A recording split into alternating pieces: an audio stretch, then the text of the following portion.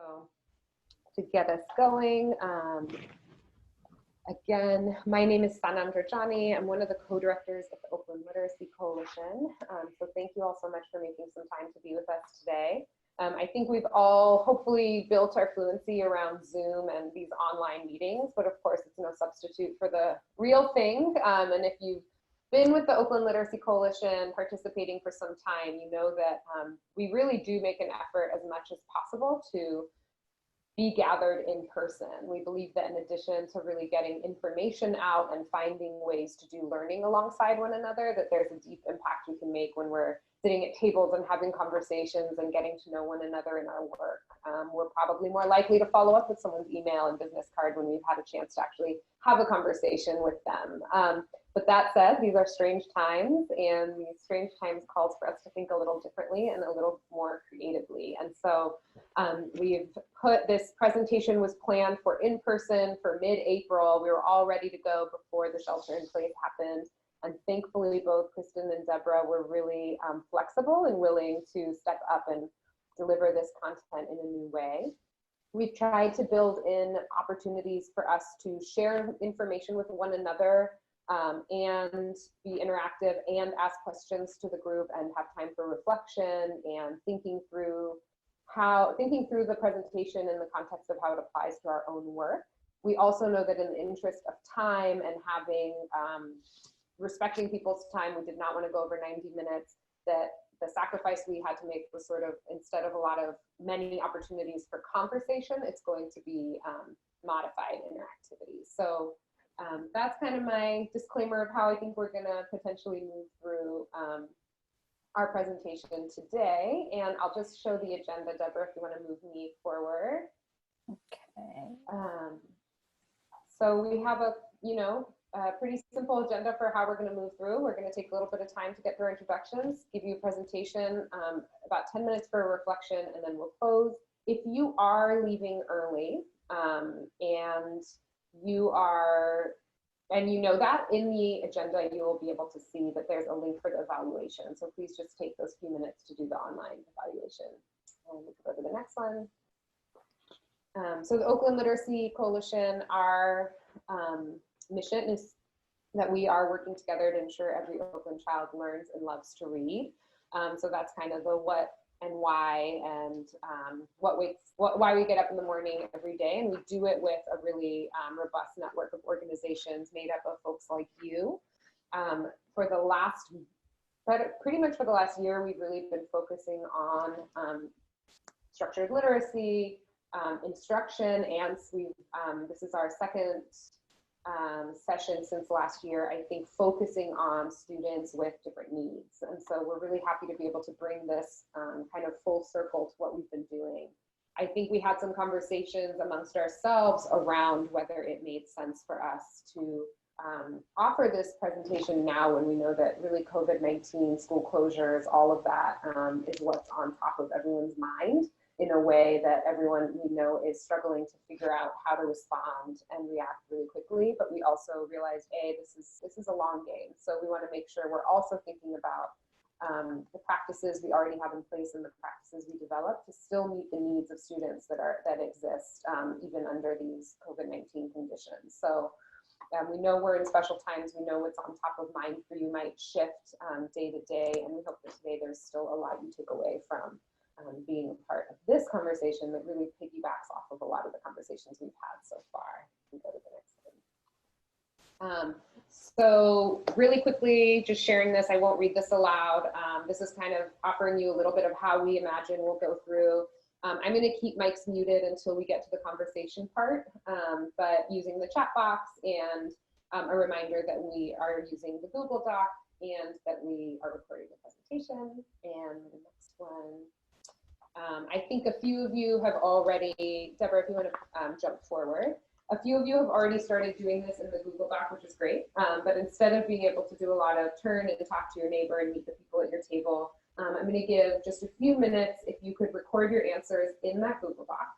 And that is going to offer a place for you to share what your check-in would be. And as you're writing and just making sure you're not taking over anyone, please do take a minute to read what other people have written. So you can also find who you might want to follow up with. You can leave comments for one another on a Google Doc. But we'll take a few minutes to make sure everyone has had a chance to introduce themselves that way and had a chance to take a look. Again, the email is optional because it will become, it won't go out with the recording, but it will go out to the people on this call. So that's if you feel comfortable with people emailing you with that address. And give you all just a few minutes to do that. I love that there's already a comment. So yeah, if you have ways that you want to shout people out, please do that. And as people finish that up, I'm going to share the results of the first question so you can see who is in the room. So for the first question, what type of organization or agency are you associated with? You will see that we have 46%, so 12 folks in this group are literacy providers or work in intervention provider or some kind of intervention provider. The second biggest group, other education or youth serving nonprofit CBO, a handful who are directly associated with schools or districts, and then a couple of us who are either coming here sort of not associated with a specific organization or in another type of nonprofit CBO that's not education related. And we'll go with our second poll. So there's another question. In your role, how often do you directly work with young people or families? If you're unable to access the poll for some reason, feel free to respond in the chat box. It should just flash on your screen. Beyond that, I'm sorry, I don't have as advanced technical support as I'd like. 0 to 20% of your time, 20 to 50% of your time, or 50 to 100 more than half time. And again, we're trying to get a sense of how you might approach problem solving, how you might, we'll talk about this later in the presentation, but sort of where your sphere of influence might be when you think about supporting children in learning to read. I'll give about 6 more seconds for that poll.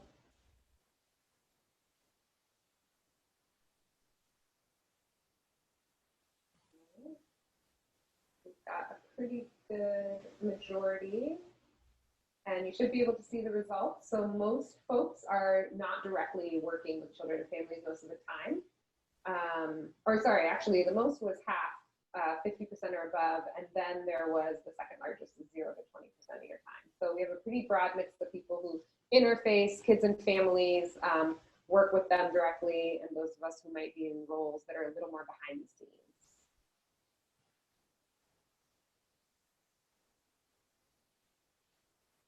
All right, and what areas do you influence in your role? So this one you can select more than one. Again, around that sphere of influence, do you influence or impact decisions about curriculum? Do you influence or impact decisions about training, decisions about program design, influence or impact decisions about program strategy? Sorry, I didn't realize you couldn't see that. Influence decisions about teacher support and learning, influence or impact decisions around availability and access to student materials and resources. And the last option is do you influence or impact decisions around availability and access to teacher materials and learning resources. So where do you sort of see your ability to influence or impact? Then you can select as many of these as apply.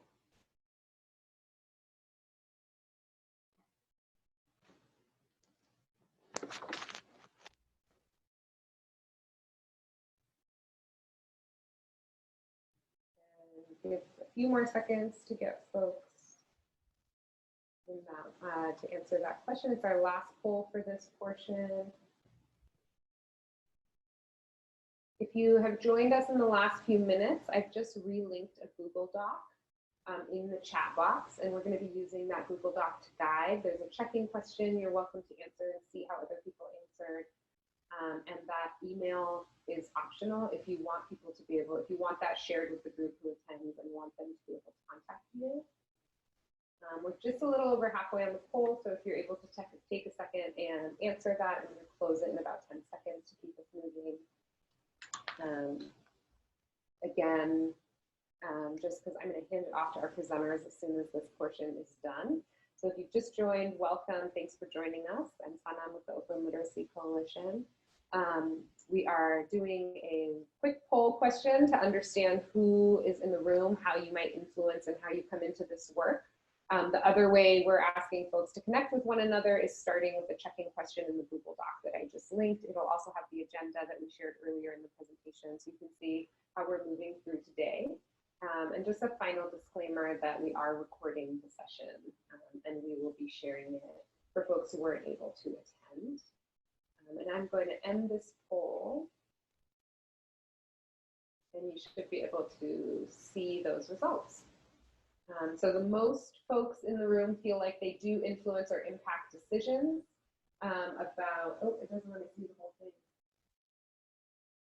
I'm going to have to find that somewhere to tell you guys the answers later because I can't see which the two highest were, but you should be able to see the ones that have shorter answers. But it looks like the ones where fewer people feel they have influence are around availability and access to teacher materials and learning and teacher support and learning. So I think that's an interesting thing for us to keep in mind as we think about how we do this work. And so I'm going to close up shop there. And thank you all for kind of participating in that piece. And then I am going to hand this presentation over to our presenters from Decoding Dyslexia, California, Kristen, Koeller, and Deberah Schlagel, who have, as I said in the beginning, planned to do this in person with us in mid-April, but really stepped up to the plate to help us think about how we can make this still available and accessible to all of you during this time. So thank you both so much for being here.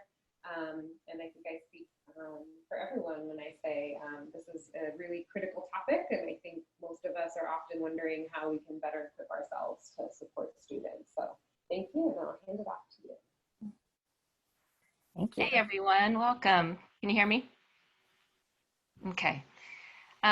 My name's Kristen Koeller. I am a teacher volunteer with Decoding Dyslexia, California. I'm here with Deb, and we're going to present to you today just about our knowledge and experience with dyslexia, and from those two lenses, as a teacher, an educator, and then also as a parent. I've been with Decoding Dyslexia for, gosh, I lost count, maybe 6 years now. I'm a structured literacy TSA in San Ramon Unified School District, and I'm trained in structured literacy curricula, and I'm IDA certified as a structured literacy classroom teacher. That's all a very fancy way of saying that my passion is supporting students who struggle with literacy, and particularly students with dyslexia, by using methodologies that we hope you'll learn about today. Go ahead, Deb.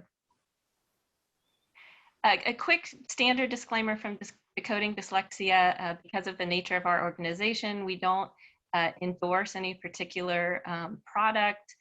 We don't have a financial stake in OLC or anything like that. All of our members are volunteers, so we don't get paid for our presentation. So just because this is being recorded, we're going to make sure and put our disclaimer out there. Next. Hello, everybody. My name is Deberah Schlagel. I have been a volunteer parent advocate for some special ed groups for 3 years. And what that means is that I help families who have questions through the IEP process. And I've been a parent volunteer for Decoding Dyslexia for about 2.5, 3 years now. And I have a student that you'll hear about a little bit later today. And I think this is really important work. So thank you all for being here, and thank you OLC for bringing us on board and allowing us to do this presentation. I'm gonna get started. We're gonna start with my story, and we're gonna pause in between to do an activity. But what I really hope that we have, I would love to say that, I had a great experience through the school districts, but I didn't. So I really want this to be a candid story and a candid conversation about what it's like as a parent, and what the timelines are like, and why early intervention is important, and just how you can use your sphere of influence to make a positive impact in somebody else's story. And so those were really the objectives that I have for my story today. Oh, went the wrong way, sorry. So, you know, the goal as a parent obviously is, you know, to give your kid the best possible outcome. And one of the things tools that we have to do that is school, obviously. And school's always been very important to my family. And we really encouraged our daughter, you know, we told her that school was going to be amazing and how much fun it was going to be. And it was going to be this chance to explore and do all of these great things. And she was just going to have this really fun and great experience going to school. And so this is a picture of when she first started out on this journey before she started school. And when we started school, in kindergarten was the first time that I noticed that she was struggling. By the end of her kindergarten year, she still had problems with letter sound recognition and recognizing which letters were which. And I was told that, you know, she's young, you know, put her in a summer program, she'll be fine. And, you know, there's nothing really to worry about. And so we did that. We put her in a summer program that we found that we could afford. And then first grade comes along and she was still having the same problems with sounds and letter recognition. And add on to that, by the end of first grade, she had problems with word recognition, obviously. And everybody said she was distracted. Her first grade teacher recommended that we put her suggested that she had ADHD and recommended that we put her on ADHD medication, which we did not do. We ended up consulting with a pediatrician and saying, you know, she doesn't have ADHD, but, you know, she was still struggling in the classroom. So we started with a summer program, and she had been in tutoring since kinder, all the way through first grade. So come around to second grade, and now we're seeing really the gravity of the impact of her lack of sound and letter recognition. She would skip words. She would just kind of gloss over words, or she would substitute words, you know, things that maybe started with the same letter. And we had a conversation with her teacher, and which ended up not being a positive conversation. She was called lazy and unfocused and a few other names. And that was really upsetting for me, because I knew she was struggling. I didn't know what to do. And I thought the teachers would know how to help her. And so after second grade,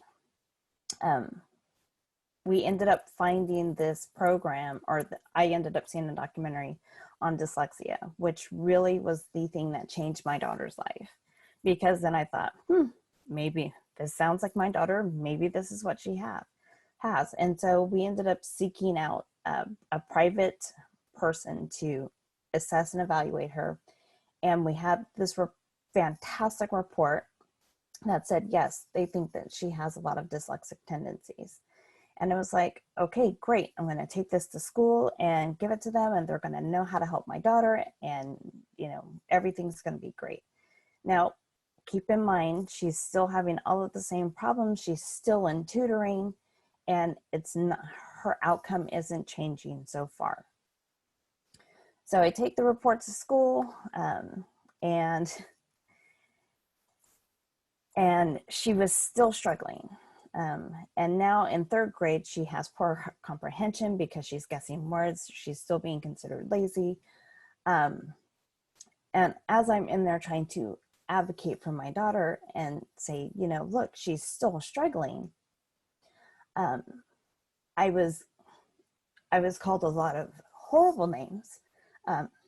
I was called angry, I was called ungrateful, and versus a friend of mine whose child also has dyslexia, she was called very passionate and a fierce advocate, and that by some of the same administrators and teachers, because our kids were in the same class together.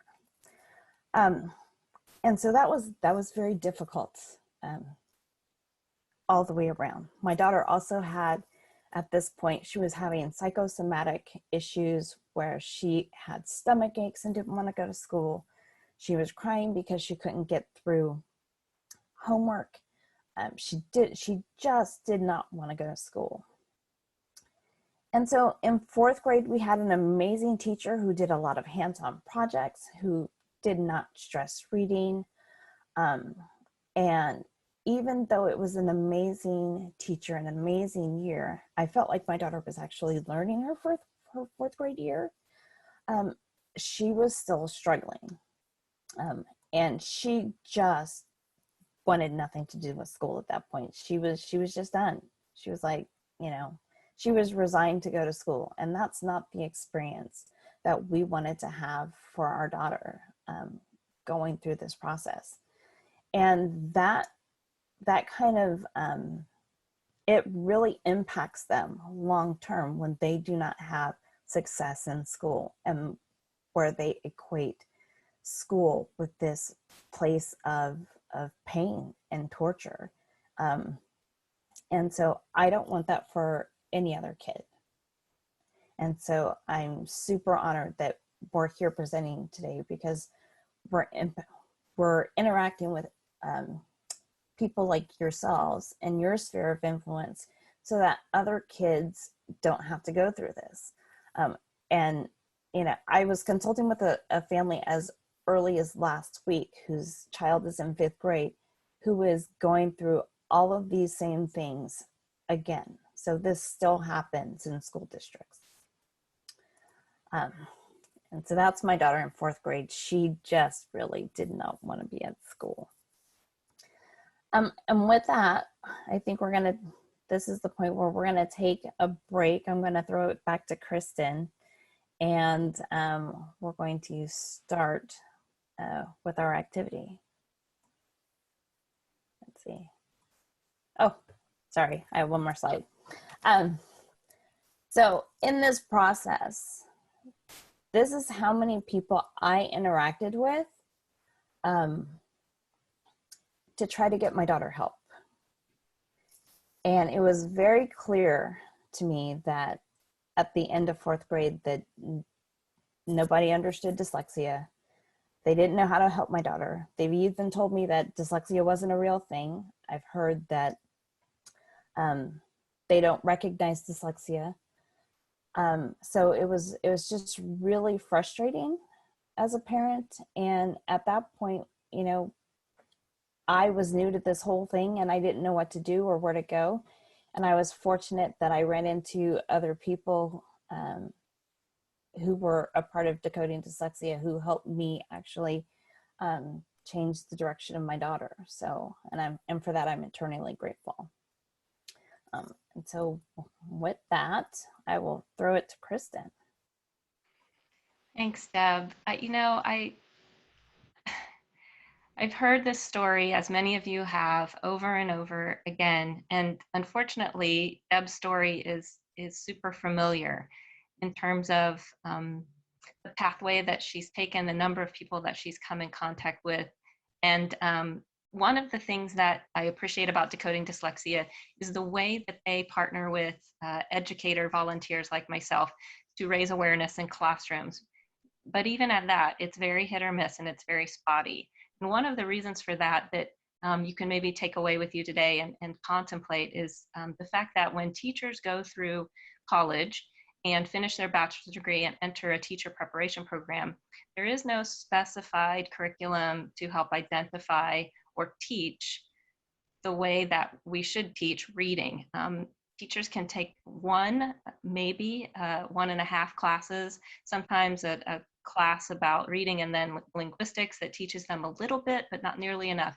And ironically, if you're becoming a special educator, you can take no classes during that part of your credential, or maybe just one class. So a lot of the emphasis has shifted to focus on teacher preparation programs, something for you to think about as you go back out into the world and interact with teachers in that way. One of the things that we find really effective is to help teachers empathize with the student in their class that has the characteristics that Deb described. And in doing that, you tend to try to give them a passage to read that makes them feel like a dyslexic reader. So what you see here on this slide is a sample of a passage that you're going to go to the breakout room and do. Deb, go to the next slide.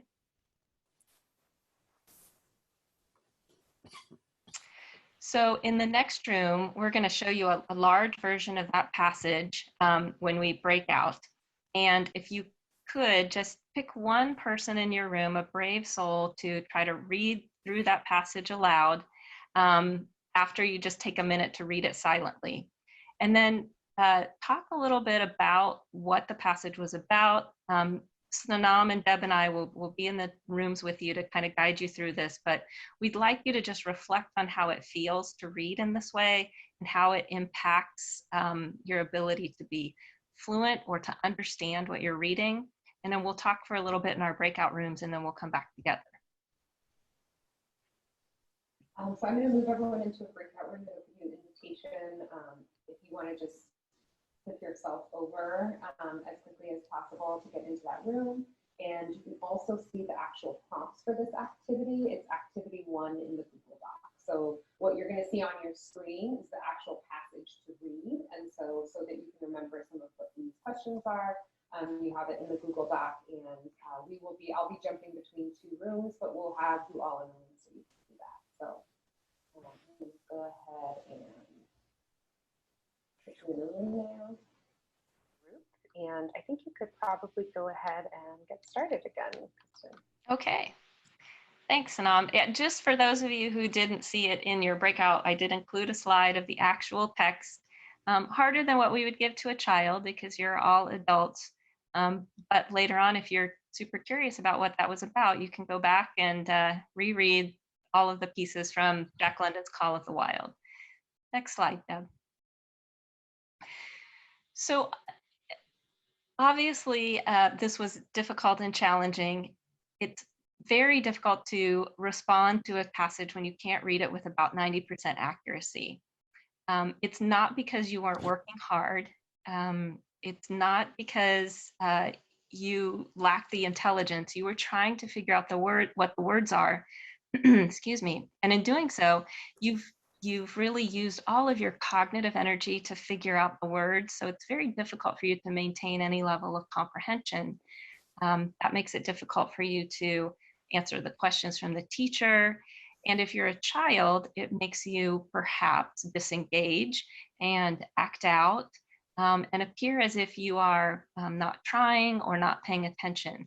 In Deb's story, this kind of relates to the characteristics that her teachers described in her. And as we can see and infer, that can be really inaccurate. Also within this passage, sometimes it was the big words that were omitted, but sometimes it was small words. And we see that with our dyslexic students too. Not only do they not have the ability to decode some of the words in the text, but also they misread or skip the smaller words like articles like and the. And so those can be very common characteristics for you to watch out for, and it can definitely have a negative impact on their comprehension. So we have a specific definition of dyslexia. There are several very consistent definitions. This one is part of our California dyslexia guidelines, which I'll talk about in a minute. And it's defined by IDA and then the National Institute for Child Health and Human Development. Dyslexia is a specific learning disability and it's neurobiological in origin. So that means it's just how your brain is wired. It's characterized, as you probably know, by difficulties with accurate or fluent word recognition, which you just experienced, and poor spelling and poor decoding abilities. These difficulties, we now know, are a result from a deficit in the phonological component of language. And this deficit is unexpected in relation to the other cognitive abilities of the child. So first of all, that phonological component is how we break apart or hear and say sounds and words. So whether or not I know that in the word cat, the sounds are k and a and t, okay? And the unexpected piece is, especially for teachers or folks like you who work with children, it's surprising to you because the child is bright and articulate and can tell you all about what they did on the weekend, and then they can't read a grade level passage as you might expect them to. The secondary consequences were exemplified in our activity. You have problems reading, and so you don't read very much because you don't really comprehend what you read. And that has a negative impact on your vocabulary growth and the growth of your background knowledge, which we know those skills are also very important to become a skilled reader who can comprehend text. So the brain research around reading is one of the most studied areas of neuroscience. We know a lot about the reading brain and how it works, and especially in the last 20 years, having the ability to take pictures inside, if you will, the reading brain have given us a lot of insight. So what you see here on the left-hand side is the brain pattern of a dyslexic student. And if you put your hand just behind your left ear, this is the side of the brain that we're looking at, the left hemisphere. That blue circle and that green circle, they are underactivated. It's not that they're completely broken, but they work a lot like a country road where things go back and forth very slowly. And that red part of the brain is overactivated. If you put your hand, just touch your left temple right next to your eye, that area of the brain is compensating in ways that skilled readers don't. So go ahead and tap that key, Deb, and they'll see a little arrow for that. So those areas are underactivated. They're not working appropriately. Now, if you look at the right-hand side, you'll see that blue and green circle are more appropriately activated. This is the brain's word form area, and it's a superhighway. So things are flowing at an appropriate speed, and these students don't have delays in print-based activities. And then you'll see how that red circle is smaller and more appropriately activated for reading tasks. We know all of this from brain imaging, which makes it really compelling for us to ensure that we're teaching reading appropriately from the very beginning, from preschool. Go ahead, Deb.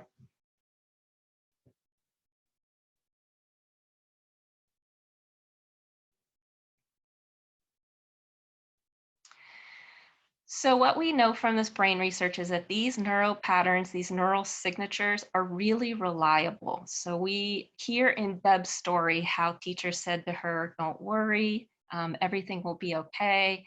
That's a typical response to these kinds of difficulties when we see them early on. And those comments are not reliable. What's reliable is the skill deficit that we're seeing. These skill deficits, these neural signatures are predictive of dyslexia. And the good news is that if we respond to them early, we can change those signatures. So those underactivated circles that you saw, they change with instruction and intervention. When those neural signatures are present with kids and dyslexia, they occur regardless of the child's IQ or intellect. So our students aren't impacted by IQ and dyslexia. Dyslexia exists on its own, which often makes us misdiagnose students with dyslexia. Some students, they fly under the radar and you don't notice them. Some students become inattentive, which leads to an ADHD diagnosis like Deb described, when it's really not attention that's the problem, it's the dyslexia. Go ahead, Deb. So as part of the California Dyslexia Guidelines, there are a list of myths and facts, a very comprehensive list. We've included, Sanam has put a handout in your Google Doc that you can share with colleagues or educators or other folks that you come in contact with. But these are some essential things that you should know. Dyslexia is not a problem of intelligence. Dyslexic kids are just as bright and smart as their peers. It's not something that you outgrow. So even though we can improve outcomes with instruction and intervention, if you have dyslexia, you're always going to have dyslexia. You will just either learn to compensate around your dyslexia, or you will be well taught and remediate some of the effects of dyslexia. It's not a problem of laziness. I believe you are all working really hard to try to decode that passage. So one of the things we need to watch for are the distracting byproducts of having dyslexia, especially in young children. They're working twice as hard to do the same thing as their peers. Statistically, we say that dyslexia affects 15 to 20% of the population, and it is hereditary. So if you know a child, or if you have a child with dyslexia, it is likely that there is a first-degree relative that also has dyslexia, either a mother or father. It could be an aunt, an uncle, or a grandparent, but it does run in families. However, parents often have one child with dyslexia and one child who does not have dyslexia. We can screen for dyslexia as early as preschool. So we know the characteristics and signs of dyslexia in 4-year-olds and 5-year-olds. And when we see them, we should not wait. Early identification is one of the key parts. And if Deborah and her daughter had had that early identification and a teacher who knew how to respond, her story timeline would be very different. One of the best methods that we know of to teach students with dyslexia is called structured literacy. When I first got involved with Decoding Dyslexia back in the day, we called this Orton-Gillingham, or OG, but the International Dyslexia Association has coined this term structured literacy so that we know what characteristics are included in effective instruction for students with dyslexia. That instruction needs to include come from an evidence base that is multisensory, which means we use visual, auditory, and kinesthetic, tactile modalities when teaching. It has to be direct, explicit, cumulative, and intensive. And I think one message for educators that I try to get them to know is that this instruction isn't just for students with dyslexia. It's effective for all students. So we don't need to separate students with dyslexia and give them something different. We teach all kids this way because that's what our dyslexic students need, but all children benefit from it. I see a question in the chat box. I referred to OG, which is the Orton-Gillingham approach, which for many years was what we refer to structured literacy as, but structured literacy can include methods other than Orton-Gillingham or OG. So thank you. Okay, Deb. So these are the miraculous, wonderful California dyslexia guidelines. They've been around for a few years now. I think 2016 or 17, they were released to the public. The guidelines came from a law, AB 1369, which was sponsored by Decoding Dyslexia. And this law really provided two things. One thing it provided is these guidelines, which were made available to educators all across the state. There's a link to these guidelines, so you can peruse them if you'd like. I think the thing that I appreciate about the dyslexia guidelines is that it provides guidance for general, regular education teachers in addition to special education. We all have a responsibility to serve the needs of dyslexic students in our classroom. This is the table of contents, just so you can see how comprehensive the guidelines are. There are 14 chapters, and Deb, go ahead and pop your next key because there's a bullet list on the side. There you go.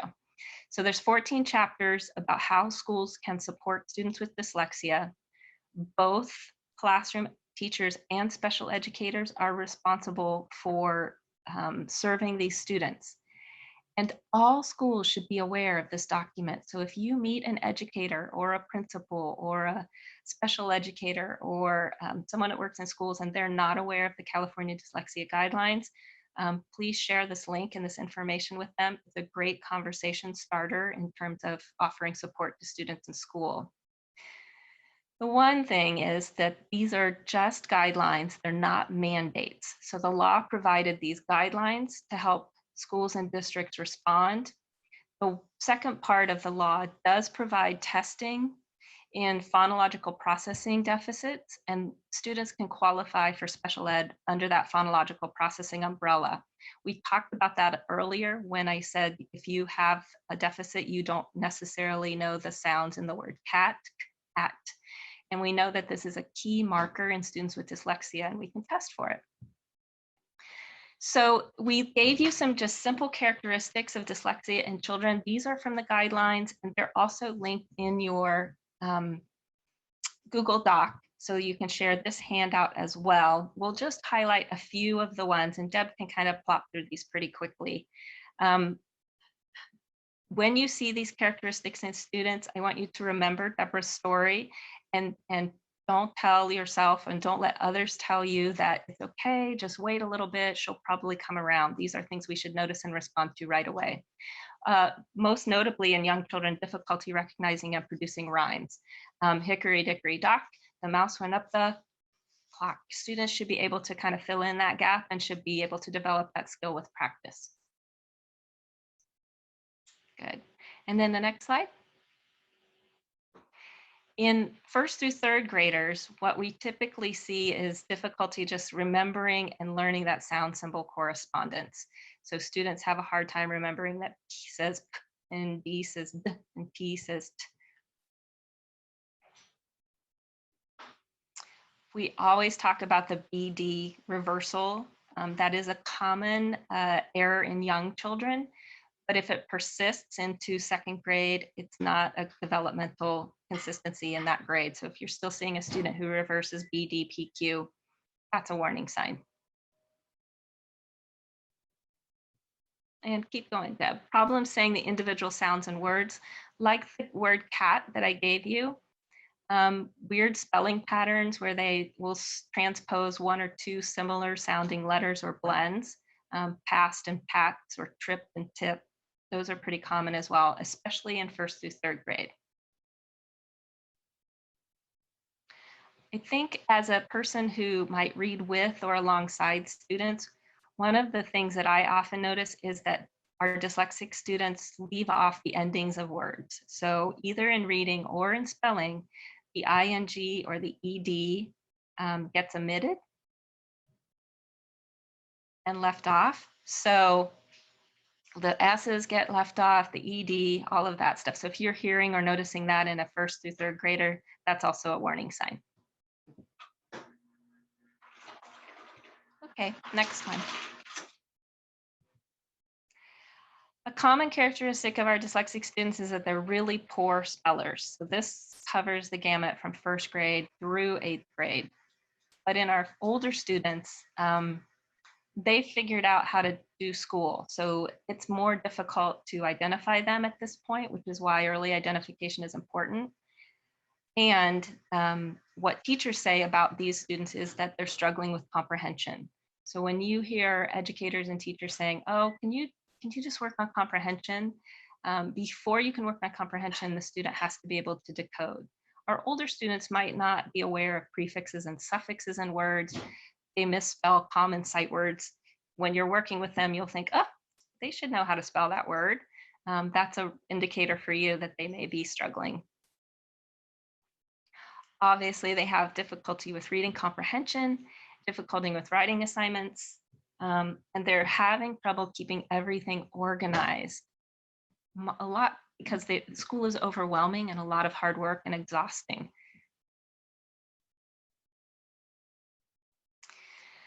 So when students get to high school and college, and even in our adults, we notice all of the same characteristics.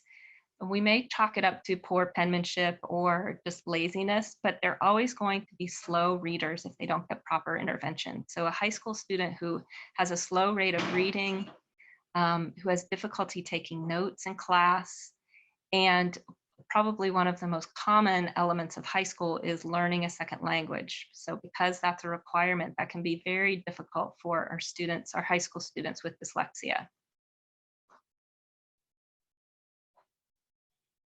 Okay, So in order to like help you do something concrete with the students that you serve, we've also included a handout that is a poster and then a series of bookmarks that might give you some guidance if you're reading with a student who gets stuck on a word. My first recommendation to you is that if the word the student is stuck on is well above their grade level or ability, please just tell it to them. So if your first grader is reading the word intercontinental, we're not going to make them decode all the way through that word. Please just tell them so that they can continue to progress. But this bookmark you could give to a child or a parent, and they could keep it inside a book that they're reading together. It will help guide you through strategies that we know help students decode, rather than using some of the guessing strategies that they might hear at school.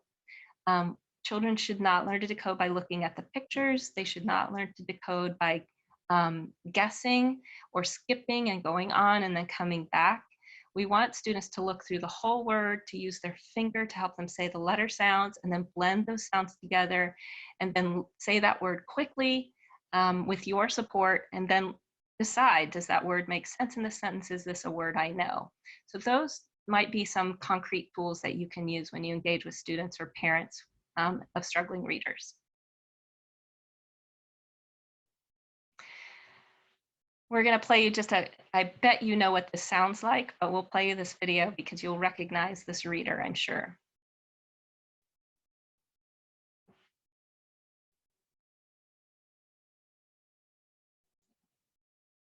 Hang on, I don't hear that reader. Deb, do you want to double check that?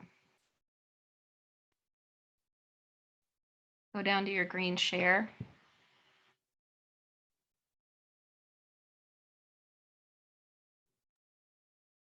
Sanam, you're muted. One day, a woman fell from a boat into the ocean. No one saw her fall. The waves were rough. Soon she grew tight. Then something bumped against her. A shark, she thought. Oh no.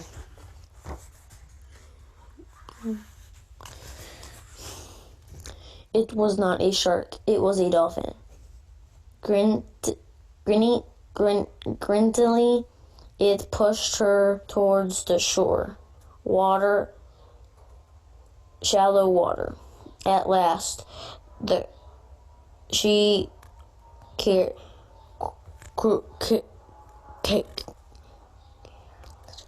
up.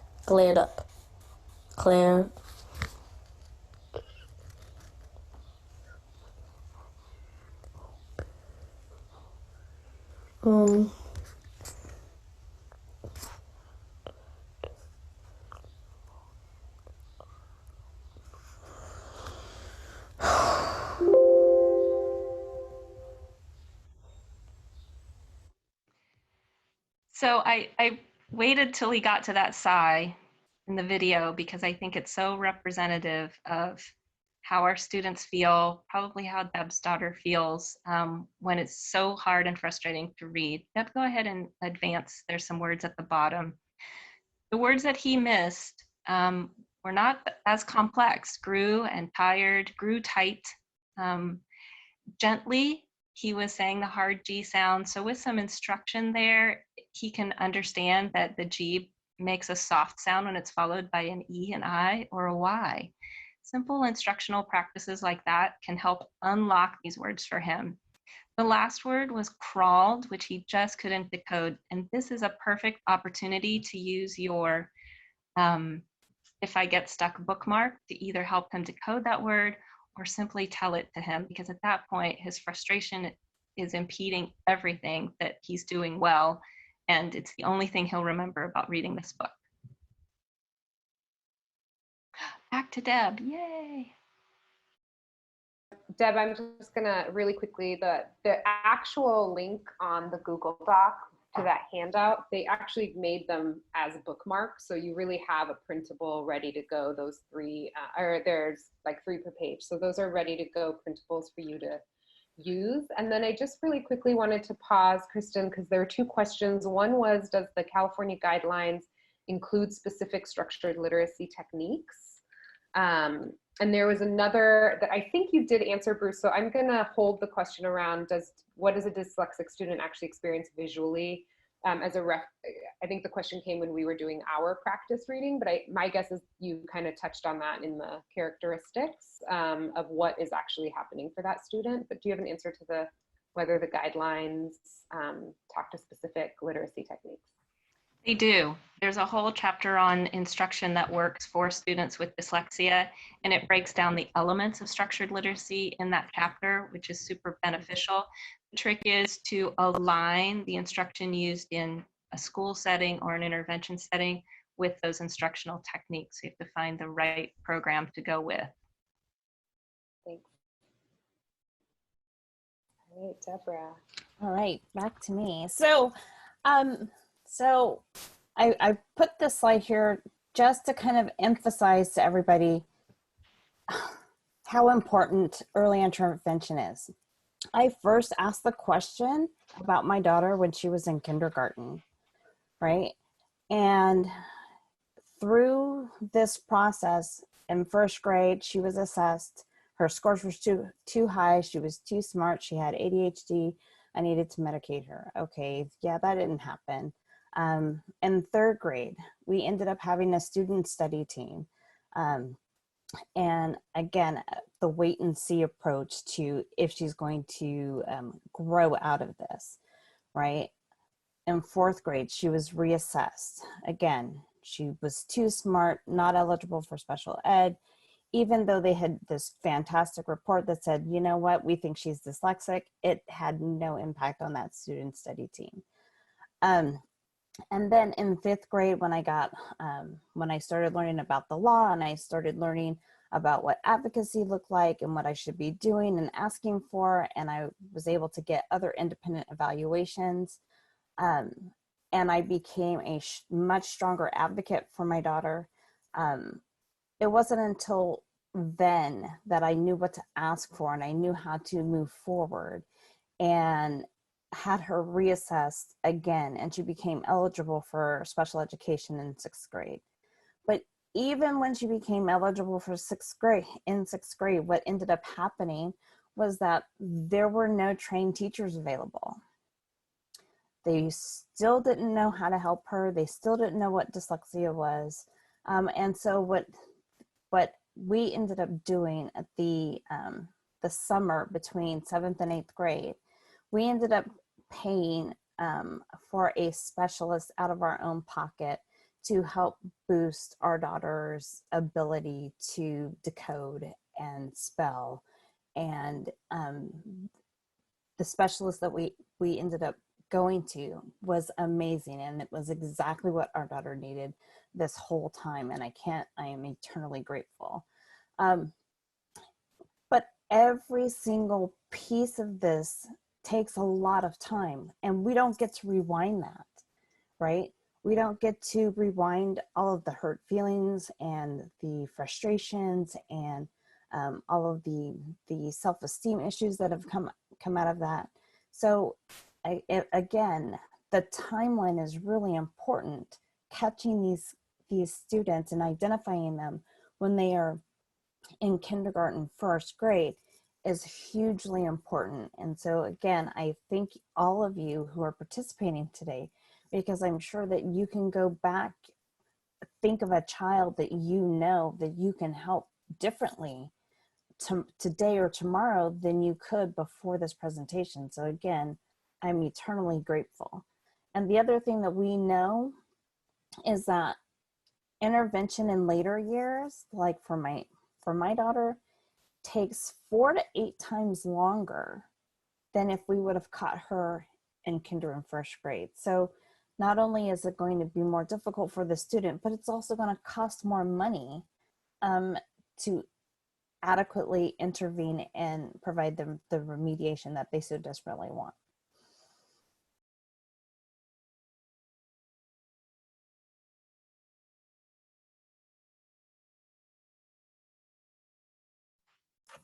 I'm muted, sorry.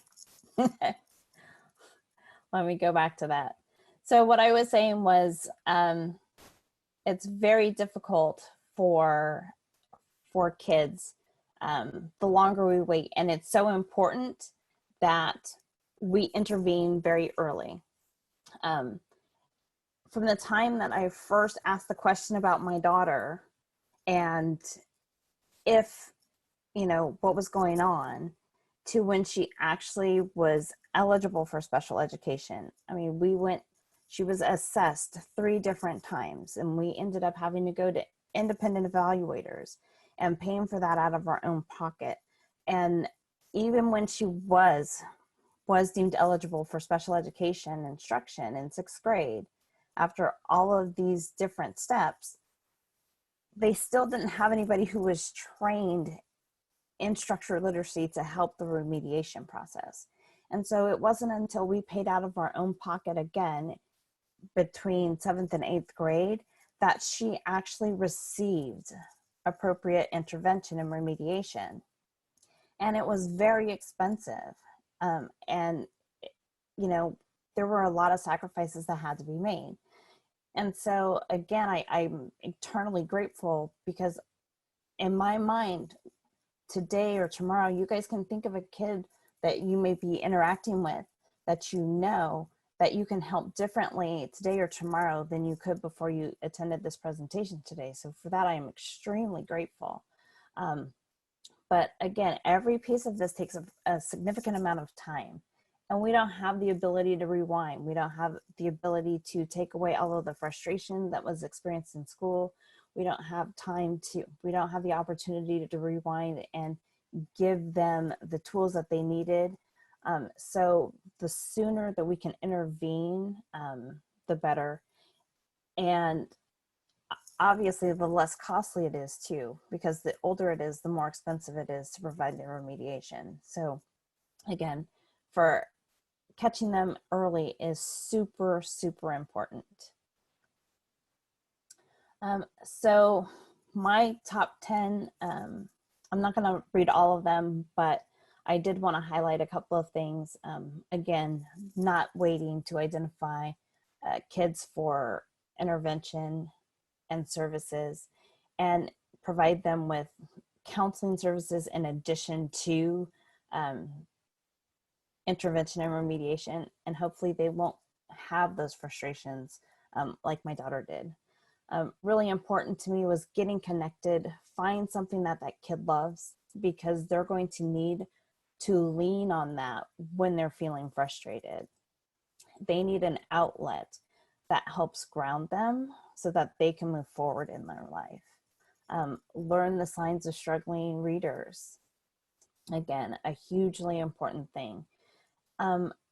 Advocacy program for families, because it's really frustrating for a parent in kinder, first, second grade who knows that there's something going on, but they don't know what to do about it. And they need help and resources.